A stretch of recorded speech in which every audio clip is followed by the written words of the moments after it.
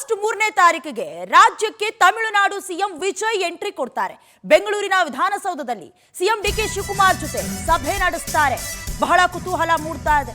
ಯಾಕಂದ್ರೆ 14 ವರ್ಷದ ನಂತರದ ಉಭಯ ರಾಜ್ಯಗಳ ಭೇಟಿ ಇದು. ಈ ನಡುವೆಯೇ ತಮಿಳುನಾಡಿಗೆ ನೀರು ಬಿಡುವಂತೆ ಆದೇಶವನ್ನ ಹೊರಡಿಸಲಾಗಿದೆ. 4 ಟಿಎಂಸಿ ನೀರು ಬಿಡುವಂತೆ ಈಗಾಗಲೇ ಸಿಡಬ್ಲ್ಯೂಆರ್ಸಿ ಸೂಚನೆ ಕೊಟ್ಟಿದೆ. ಈ ನಡುವೆ ವಿಜಯ್ ಬೆಂಗಳೂರು ಭೇಟಿಗೆ ಹಲವರು ವಿರೋಧವನ್ನ ವ್ಯಕ್ತಪಡಿಸುತ್ತಿದ್ದಾರೆ. ಕಾನೂನು ಹೋರಾಟ ಒಂದೇ ದಾರಿ ಅಂತ ಕೆಲ ಲೀಡರ್ಸ್ ಹೇಳ್ತಿದ್ದಾರೆ.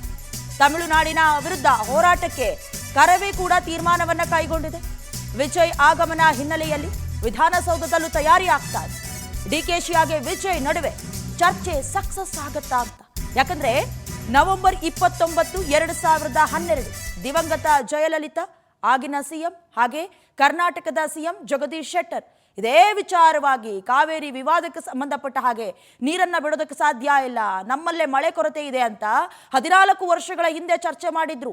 ಅದಾದ ನಂತರದಲ್ಲಿ ನೀರು ಕೇಳಿದಾಗಲೂ ಕೂಡ ತಿರಸ್ಕಾರ ಮಾಡಿದ ಸಂದರ್ಭ ಅದು. ಅದಾಗಿ 14 ವರ್ಷದ ನಂತರದಲ್ಲಿ ಅಂತಾರಾಜ್ಯ ಕಾವೇರಿ ನೀರು ವಿವಾದಕ್ಕೆ ಸಂಬಂಧಪಟ್ಟ ಹಾಗೆ ಸಿಎಂ ವಿಜಯ್ ನಮ್ಮ ರಾಜ್ಯಕ್ಕೂ ಬರ್ತಾರೆ. ವಿರೋಧದ ಮಧ್ಯೆಯೇ ರಾಜ್ಯಕ್ಕೂ ಬಂದು ಡಿಕೆ ಶಿವಕುಮಾರ್ ಅವರ ಜೊತೆ ಮಾತನಾಡ್ತಾರೆ. ಇದರ ಮಧ್ಯದಲ್ಲಿ ಮೇಕೆದಾಟು ಯೋಜನೆಯ ಬಗ್ಗೆ ಕೂಡ ಚರ್ಚೆಯಾಗುವ ಸಾಧ್ಯತೆ ಇದೆ. ಯಾಕೆ ನರೇಂದ್ರ ಮೋದಿ ಅವರಿಗೆ ವಿಜಯ್ ಸ್ವತಃ ಪತ್ರವನ್ನ ಬರೆದು ಯೋಜನೆಯನ್ನ ತಡೆಯೊಡ್ಡಬೇಕು, ನೀರನ್ನ ಬಿಡಬೇಕು ಅನ್ನೋದಾಗಿ ಕೋರಿದ್ರು. ಹಾಗಾಗಿ ಈ ಎರಡೂ ವಿಚಾರ ಜೊತೆಗೆ ಜಲಾಶಯದಲ್ಲಿ ನೀರಿಲ್ಲ, ಮಳೆ ಉತ್ತಮ ಮಟ್ಟದಲ್ಲಿ ಆಗ್ತಾ ಇಲ್ಲ, ನೀರು ಬಿಡೋದಕ್ಕೆ ಹೇಗೆ ಸಾಧ್ಯ, ಕುಡಿಯೋದಕ್ಕೆ ನೀರಿಲ್ಲ, ಕೃಷಿ ಮಾಡಬೇಕು, ಕುವಾಯರು ಬೆಳೆ ಬೆಳೆದಿದ್ದೀವಿ ಅಂತ ಪಟ್ಟಿಡ್ಕೊಂಡು ಕುಳಿತುಕೊಂಡ್ರೆ ನಮ್ಮ ರಾಜ್ಯದ ಸ್ಥಿತಿಗತಿ ಏನು, ಇದೆಲ್ಲದರ ಬಗ್ಗೆ ಲೆಕ್ಕಾಚಾರ ಹಾಕೊಂಡು ಮಾತುಕತೆಯನ್ನ ಮಾಡ್ತಾರೆ. ಅಟ್ಲೀಸ್ಟ್ ಈಗಾದ್ರೂ ಬಗೆಹರಿಯತ್ತಾ ಅನ್ನೋದು ರಾಜಕೀಯ ವಲಯದಲ್ಲಿ ಚರ್ಚೆ ಆಗ್ತಾ ಇರೋದು.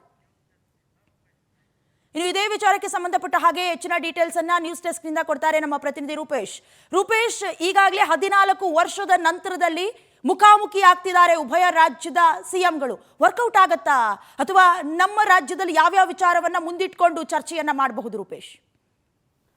ಡಯಾನ, ಈಗ ಕರ್ನಾಟಕ ಹಾಗೆ ತಮಿಳುನಾಡು ನಡುವೆ ಸಂಬಂಧವನ್ನು ಸುಧಾರಿಸಬೇಕು ಅಂತೇಳಿ ಸಾಕಷ್ಟು ಪ್ರಯತ್ನಗಳಾಗಿದ್ದಾವೆ. ಹಿಂದೆ ಕಾವೇರಿ ಗಲಾಟೆ ಆಯಿತು. ಅದಾದ ಬಳಿಕ ಬೆಂಗಳೂರಿನಲ್ಲಿ ದೊಡ್ಡ ಮಟ್ಟಕ್ಕೆ 90ರ ದಶಕದಲ್ಲಿ ಯಾವ ರೀತಿಯಾಗಿ ದೊಡ್ಡ ಮಟ್ಟಕ್ಕೆ ಪ್ರತಿಭಟನೆಗಳಾಯಿತು, ಹಿಂಸಾಚಾರ ಆಯಿತು ಅನ್ನೋದು ಗೊತ್ತೇ ಇದೆ. ಅದಾದ ಬಳಿಕ ಯಡಿಯೂರಪ್ಪನವರ ಕಾಲದಲ್ಲಿ ಅದೇ ರೀತಿಯಾಗಿ ಕರುಣಾನಿಧಿಯವರು ತಮಿಳುನಾಡಲ್ಲಿ ಸಿಎಂ ಆಗಿದ್ರು. ಈ ಸಂದರ್ಭದಲ್ಲಿ ಕರ್ನಾಟಕದಲ್ಲಿ ಅಂದರೆ ಬೆಂಗಳೂರಿನಲ್ಲಿ ತಿರುವಳ್ಳೂರು ಪ್ರತಿಮೆಯನ್ನು ಹಾಗೆ ತಮಿಳುನಾಡಿನಲ್ಲಿ ಬಸವಣ್ಣವರ ಪ್ರತಿಮೆಯನ್ನು ನಿರ್ಮಾಣ ಮಾಡೋದ್ರ ಮೂಲಕವಾಗಿ ಉದ್ಘಾಟನೆ ಮಾಡೋದ್ರ ಮೂಲಕ ಒಂದು ತಮಿಳುನಾಡು ಮತ್ತು ಕರ್ನಾಟಕ ನಡುವೆ ಸೌಹಾರ್ದಯುತವಾಗಿರ್ತಕ್ಕಂಥ ಸಂಬಂಧ ಆಗಬೇಕು ಅನ್ನೋಂಥ ನಿಟ್ಟಿನಲ್ಲಿ ಪ್ರಯತ್ನವನ್ನು ಮಾಡಿದ್ರು.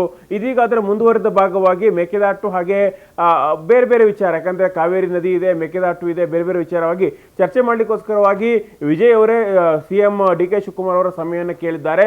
ಹೀಗಾಗಿ ಆಗಸ್ಟ್ 3ಕ್ಕೆ ಡಿಕೆ ಶಿವಕುಮಾರ್ ಹೇಳಿದ್ದಾರೆ, ನೀವು ವಿಧಾನಸೌಧಕ್ಕೆ ಬನ್ನಿ, ಇಲ್ಲೇ ಭೇಟಿ ಮಾಡೋಣ ಅಂತ ಹೇಳಿದ್ದಾರೆ. ಅದಕ್ಕೆ ವಿಜಯ್ ಅವರು ಒಪ್ಪಿಕೊಂಡಿದ್ದಾರೆ. ಇದು ನಡೆಯೋ ಒಂದಿಷ್ಟು ಜಟಾಪಟಿಗಳು ಜೋರಾಗ್ತಾ ಇದೆ. ಒಂದು, ತಮಿಳುನಾಡಿಗೆ ಏನು ನೆಗೆಟಿವ್ ಆಗ್ತಾ ಇದೆ ಅಂತ ಹೇಳಿದ್ರೆ, ಈಗ ಕೇಂದ್ರದ ಸಂಸತ್ನಲ್ಲಿ ಒಂದು ಉತ್ತರವನ್ನು ಕೊಟ್ಬಿಟ್ಟಿದ್ದಾರೆ. ಅಲ್ಲಿ ಈಗ ಮೇಕೆದಾಟು ಯೋಜನೆಗೆ ತಮಿಳುನಾಡು ಒಪ್ಪಿಗೆ ಬೇಕಿಲ್ಲ ಅಂತ ಹೇಳಿ, ಯಾಕಂತ ಹೇಳಿದ್ರೆ ಸುಪ್ರೀಂ ಕೋರ್ಟ್ ಕೂಡ ಇದ್ರ ಬಗ್ಗೆ ಕ್ಲಾರಿಟಿಯನ್ನು ಕೊಡೋದಿಲ್ಲ ಅಂತ ಹೇಳಿ. ಹೀಗಾಗಿ ಕರ್ನಾಟಕಕ್ಕೆ ದೊಡ್ಡ ಮಟ್ಟಕ್ಕೆ ಜಯ ಸಿಕ್ಕಿದೆ ನಮ್ಮ ರಾಜ್ಯಕ್ಕೆ. ಯಾಕಂತ ಹೇಳಿದ್ರೆ ತಮಿಳುನಾಡು ಪದೇ ಪದೇ ಖ್ಯಾತೆಯನ್ನು ತೆಗಿತಾ ಇತ್ತು, ಮೇಕೆದಾಟು ನೀವು ಮಾಡುವ ಹಾಗಿಲ್ಲ ಅಂತ ಹೇಳಿ. ಆದ್ರೆ ಆ ಒಂದು ಸ್ಟ್ಯಾಂಡ್ ಅನ್ನ ಕೇಂದ್ರ ಸರ್ಕಾರ ತಳ್ಳಿ ಹಾಕಿದೆ.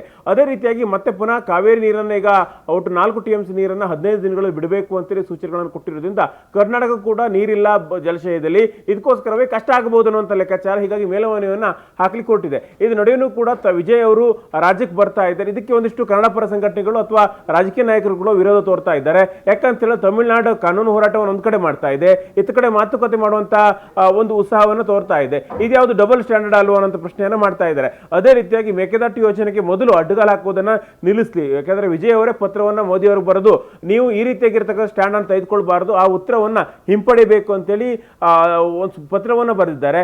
ಇತ್ತ ಕಡೆ ರಾಜ್ಯಕ್ಕೂ ಕೂಡ ಭೇಟಿ ನೀಡುವಂತ ಪ್ರಯತ್ನವನ್ನ ವಿಜಯ್ ಅವರು ಮಾಡ್ತಾ ಇದ್ದಾರೆ. ಇದಕ್ಕೋಸ್ಕರವಾಗಿ ವಿಜಯ್ ಅವರು ರಾಜ್ಯಕ್ಕೆ ಭೇಟಿ ನೀಡಬಾರದು ಅಂತ ಒಂದು ಸ್ಟ್ಯಾಂಡ್ ಇದ್ರೆ, ಮತ್ತೊಂದು ಕೆಲವಷ್ಟು ಹೇಳ್ತಿದ್ದಾರೆ, ಆಯ್ತು ಬನ್ನಿ ಸೌಹಾರ್ದಯುತವಾಗಿ ಮಾತುಕತೆ ಮಾಡಿ ಈ ಒಂದು ವಿವಾದ ಏನಿತ್ತಲ್ಲ ಅದನ್ನ ಕಾನೂನಾತ್ಮಕ ಅಲ್ಲದೆ ನೀವು ಮಾತುಕತೆ ಮೂಲಕವೇ ಪರಿಹರಿಸಿಕೊಂಡ್ರೆ ಒಂದು ಸಮಸ್ಯೆಗಳು ಇರೋದಿಲ್ಲ ಅಲ್ಲ ಅನ್ನೋಂಥ ಚರ್ಚೆಗಳು ಕೂಡ ಶುರುವಾಗಿದೆ.